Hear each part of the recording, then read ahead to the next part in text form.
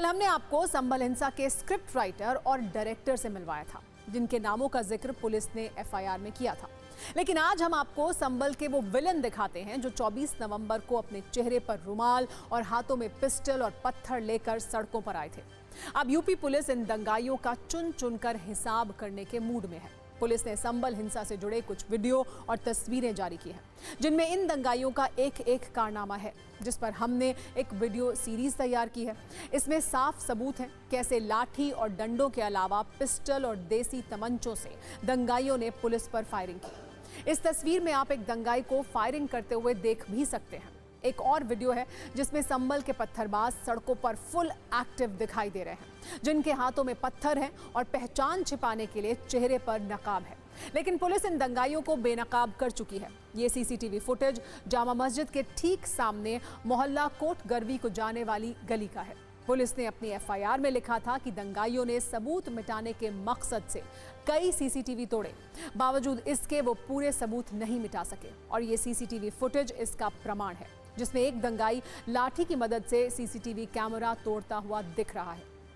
Police के पास अब इन दंगाइयों के जमीन से ही नहीं बल्कि आसमान से भी रिकॉर्ड किए गए वीडियो सबूत हैं। लेकिन अब पुलिस ने यह कमिटमेंट कर लिया है कि एक एक दंगाई का हिसाब होगा और इस मिशन में अब तक 100 से ज्यादा आरोपियों की पहचान भी की जा चुकी है। उनके पोस्टर जारी किए गए हैं, जबकि 27 उपद्रवियों को गिरफ्तार किया गया है।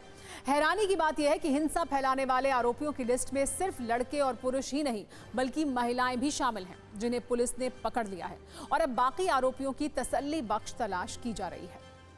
अब हम आपको ये भी बताते हैं कि संभल हिंसा का पूरा सच सामने लाने के लिए यूपी पुलिस ने कौन सा प्लान बनाया है। पुलिस इस वक्त संभल हिंसा की जांच 7 एंगल से कर रही है। जैसा हिंसा वाले दिन इतनी भीड़ आखिर किसके कहने पर जमा हुई, मौके पर मौजूद भीड़ को हिंसा के लिए किसने उकसाया। हालांकि इसके लिए पुलिस ने एफआईआर में समाजवादी पार्टी के सांसद जियाउर रहमान बर्क और एसपी विधायक के बेटे का नाम लिखा है। इसके अलावा दंगाइयों ने जो सीसीटीवी कैमरे तोड़े उन्हें भी रिकवर किया जा रहा है। पुलिस ये भी पता करने की कोशिश कर रही है कि हिंसा के समय वहां कितने मोबाइल नंबर एक्टिव थे। 27 मोबाइल फोन फोरेंसिक लैब भी भेजे गए हैं, जिससे पता चल सके कि कैसे हिंसा की योजना बनाई गई। कई सोशल मीडिया हैंडलर्स की पहचान भी की गई है, जिनके पोस्ट किए गए वीडियो की जांच हो रही है। और अब पुलिस हिंसाग्रस्त इलाके में स्थानीय लोगों के बयान भी दर्ज करेगी। इन सब के बीच संभल हिंसा पर पुलिस ने अपना क्लियर फॉर्मूला भी अपना लिया है, जिसे लेकर यूपी की सरकार पहले ही अध्यादेश जारी कर चुकी है। ये फॉर्मूला है, जो दंगा करेगा वही नुकसान भरेगा। और इसी के तहत ये तय हुआ है कि संभल हिंसा के दंगाइयों के पोस्टर अब सार्वजनिक जगहों पर लगाए जाएंगे। दंगाइयों से ही नुकसान की वसूली की जाएगी और जरूरत पड़ने पर उन पर इनाम भी घोषित किया जाएगा। यानी कल तक जो दंगाई नेताओं की शह पर अपनी जेब में सलामती वाला गारंटी कार्ड लेकर घूम रहे थे, उन्हें अब पुलिस ने भी एक गारंटी कार्ड दिखा दिया है कि एक भी दंगाई बचेगा नहीं।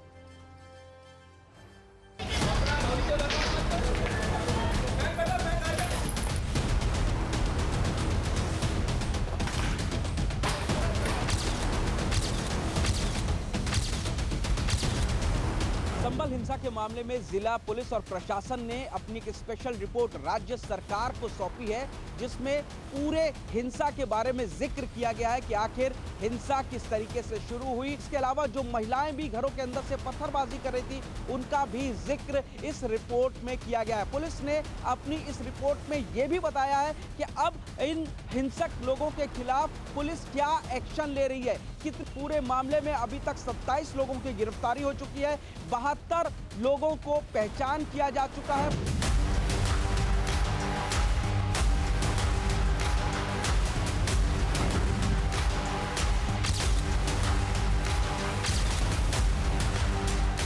इस वक्त हम रुकैया आरोपी जो महिला है और नजराना उनके घर पे खड़े हैं, लेकिन यहाँ पर ताला लगा हुआ है।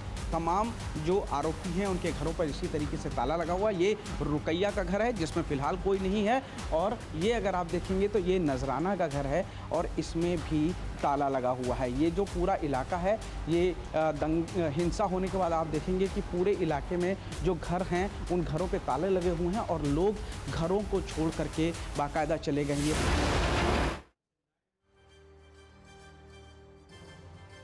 वैसे आज जिन मुद्दों पर संसद का तापमान बहुत ज्यादा दर्ज किया गया, उनमें अडानी के साथ साथ संबल हिंसा भी शामिल है। समाजवादी पार्टी ने इसे सदन में उठाया और यूपी सरकार पर लापरवाही के आरोप लगाए।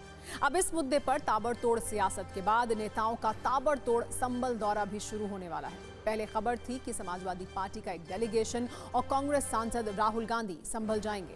अब ओवैसी की पार्टी AIMIM ने भी संबल कूच का ऐलान कर दिया है। यानी संबल में हिंसा खत्म होने के बाद भी इस मुद्दे में बहुत आग है।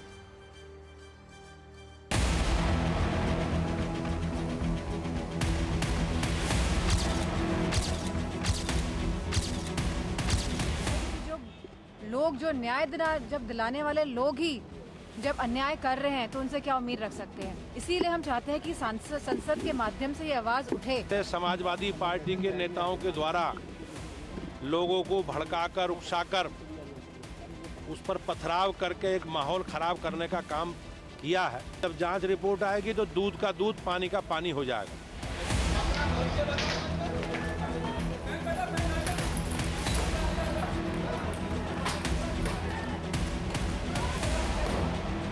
केवल संबल के लोगों को बदनाम करना चाहते हैं। इनके बयानों से संबल के लोग बदनाम होने नहीं जा रहे हैं। जैसे अनुमति मिलती जाएगा, डेलीगेशन गठित है। हमारे दोनों लीडर ऑपोजिशन है यूपी के दोनों हाउस के, और कई माननीय सांसद हैं, विधायक हैं। महाराष्ट्र हरियाणा में धूल चटा दिया, फिर भी एंकरी नहीं जा रहा है और अभी भी समाज को जलाने के लिए ये संभल जाना चाहिए।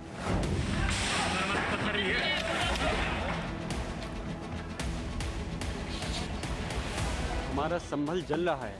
संभल के अंदर जो पुलिस प्रशासन का पूरी तरह से इस घटना को अंजाम देने में इसमें हाथ है और पूरी अपनी लापरवाही और नाकामी को छुपाने के लिए लगातार अपने बयान को बदल रहे हैं। जो इसमें अधिकारी दोषी हैं उनके खिलाफ हत्या का मुकदमा दर्ज होना चाहिए। पुलिस को अपना काम करने देना।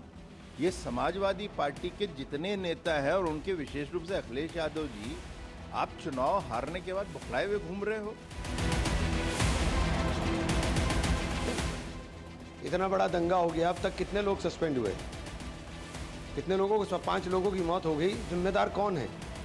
लॉ एंड ऑर्डर की जिम्मेदारी किसकी है? और घी तेल का काम करने जा रहे हैं। गलत बात है, गलत बात है। पुलिस पर वहां हमला हुआ, इसका पूरा भाई विजुअल्स को कैसे नकार सकते हैं? विजुअली जो दिखाया गया उसको आप नकार रहे हैं।